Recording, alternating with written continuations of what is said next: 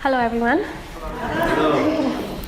Hi, I'm Aryan and I'm from Afghanistan, and I grew up in a Muslim family, and as I get older I wanted to learn more and more about religion.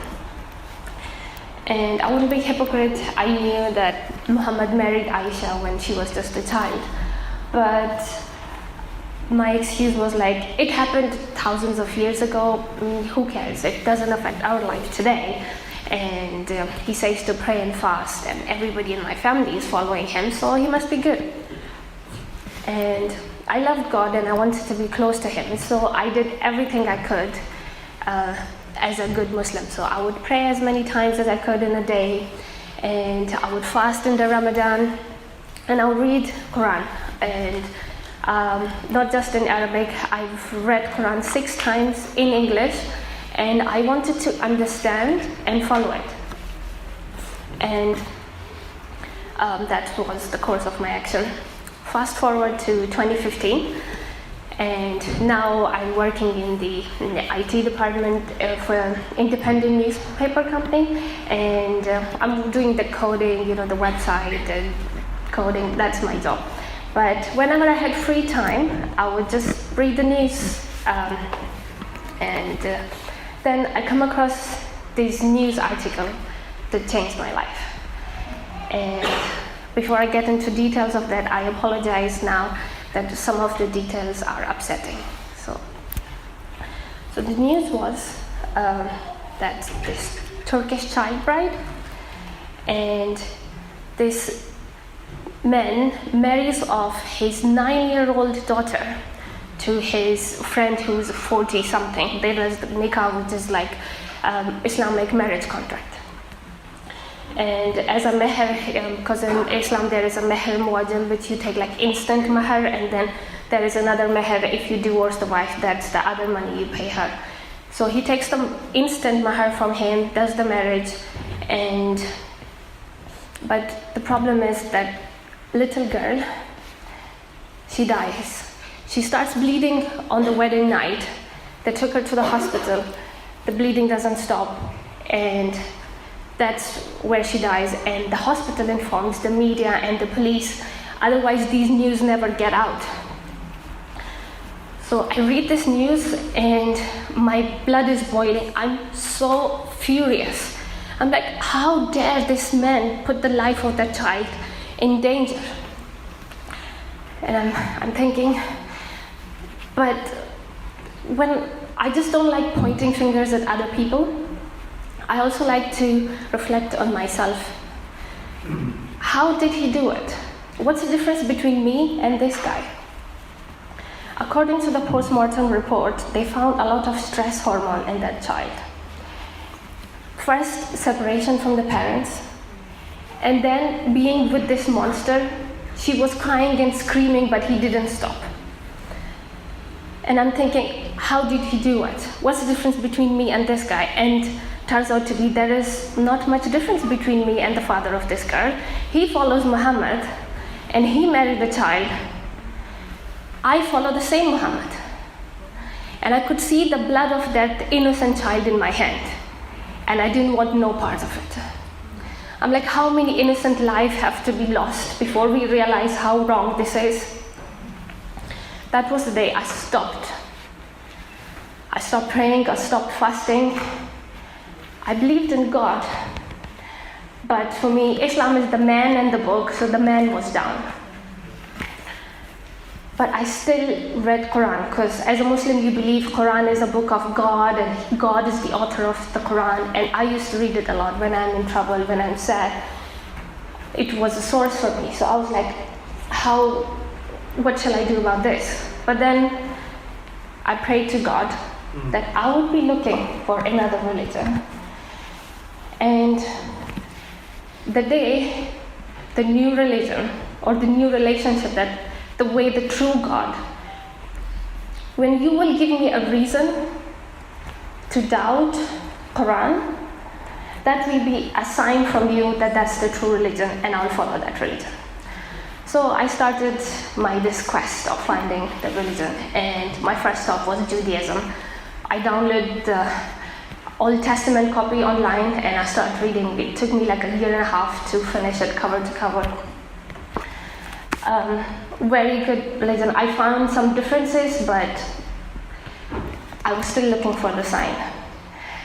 Then I looked briefly into Buddhism, Hinduism, even Zoroastrianism. And fast forward to 2023, between that life happened, children and moving and all that. And with 2023, I was like, I need to continue with my quest of finding Lord.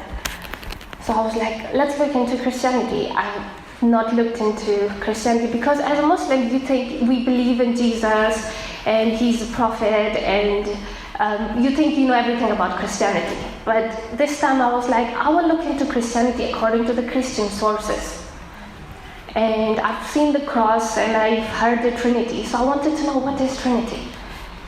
And for me, I didn't have to go dig deeper into this religion. Just by looking into Trinity, which is God the Father, the Son, and the Holy Spirit, Holy Spirit was a brand new information for me.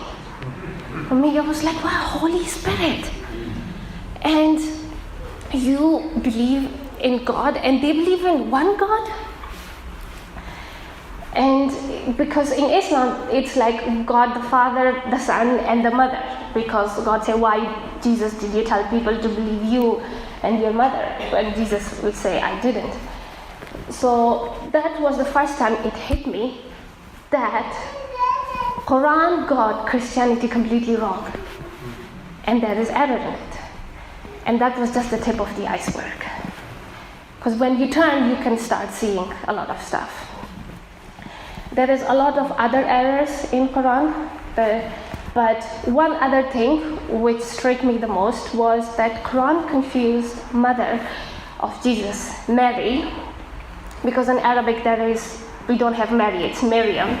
So when you read Surah Maryam, it says, hey Mary, sister of Aaron, your family is so pious, then why did you do such an act to be pregnant before marriage?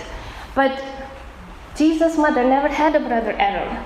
The Maryam, who had brother Aaron, also had a brother Moses, and she lived thousands of years before this Mary. This is like a big historical mistake which God, all-knowing, almighty, cannot make. So that was evident to me that Quran is not from God.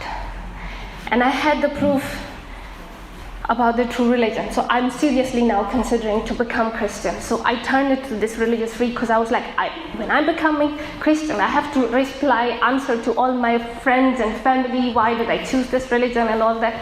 So I'm watching videos. I've got the Bible, I'm reading Bible. I'm also seeing like testimonies of ex-Muslims and the Christians, the discussion between Tawheed and Trinity, and I'm also listening to David Wood, AP, Christian Prince, and all these Islamic critics, and each of them are bringing questions. And then I landed on this hadith,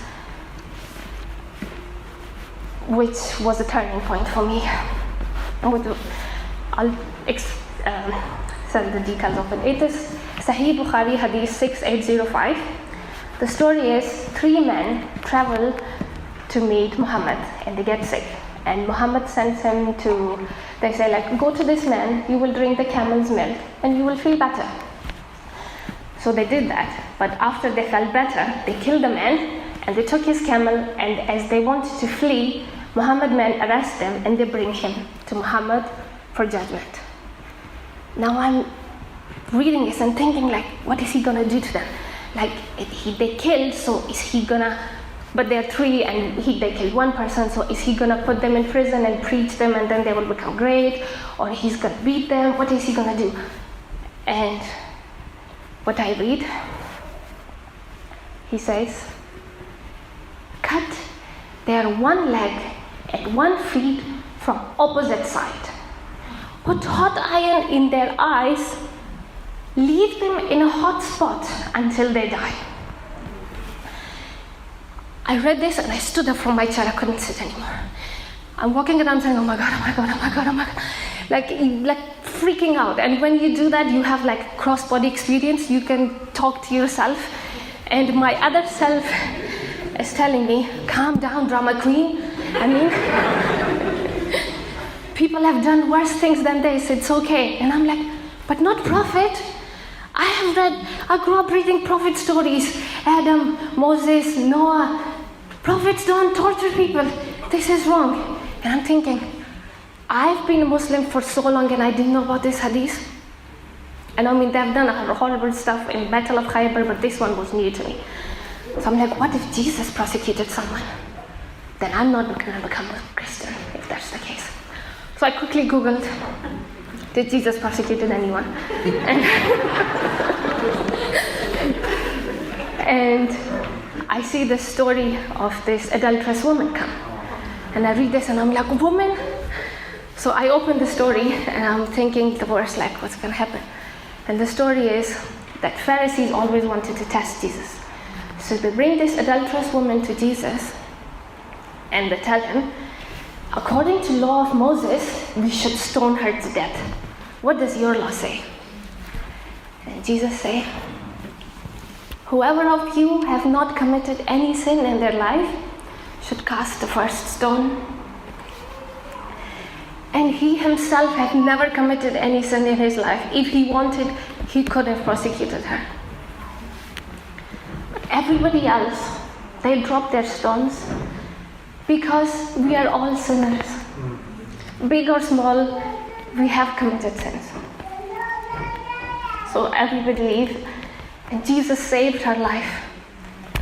And then he said to her, go and sin no more. After reading that, I was on my knees, I'm crying, and I said, I will follow this man. I will follow everything he says.